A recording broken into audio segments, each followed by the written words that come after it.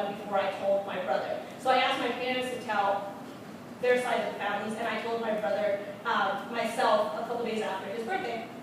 And then after that, I made it public on Facebook because I really, more than I wanted the support, I wanted everyone to know that I was scared, but that it was okay for them to be scared too, and that everyone could ask me questions, and that I never assumed that I was the only one going through the entire journey. I knew that everyone was having their own experience. I was really respectful of that, and I tried to be very respectful of that. So again, back to the whole timeline of it. Then Monday I had my PICC line inserted. The PICC line is this line that goes in through your arm and it connects to a central vein in your heart, and that's where they put the chemo in. So they did that, and that actually didn't hurt at all. Then Tuesday I did chemo teaching, and they just put me in a room and played like this tape to tell me what I was going to experience.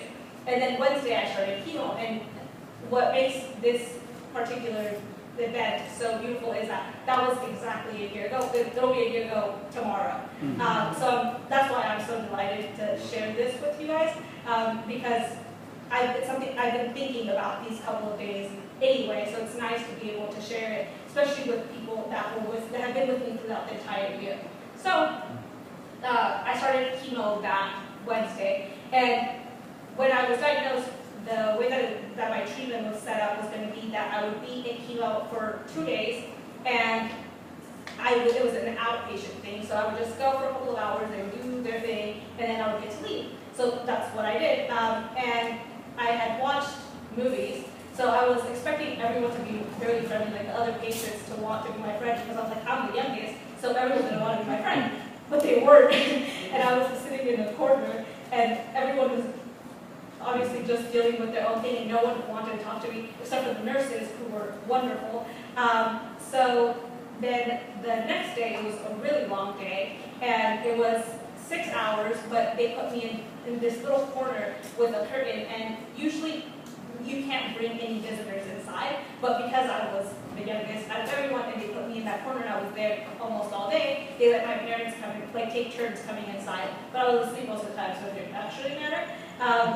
So after that, I got a pretty general idea of what it was going to be like, and I didn't really feel sick. I only threw up once, and then after that, I was fine. So everyone was really amazed that I only threw up once, and I had really like a little victory, and I was like, well, the rest of them must be this easy too. So I was obviously upset because cancer, but then I also was excited that it wasn't as hard as I had imagined it. So the following Tuesday, which is almost a week after my first cycle, I met with my oncologist to go over the results of my the bone marrow biopsy, and I also had a PET scan.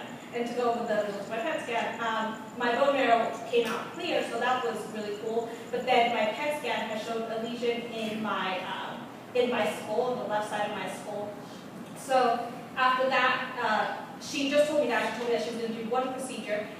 It is called the lumbar puncture. They take out fluid from your spine, and then they insert like chemo in there, because otherwise it doesn't reach this top part of your head. So she said it was just one, and she said maybe we'll have to do 2, but it's unlikely right now. We're just going to schedule 1.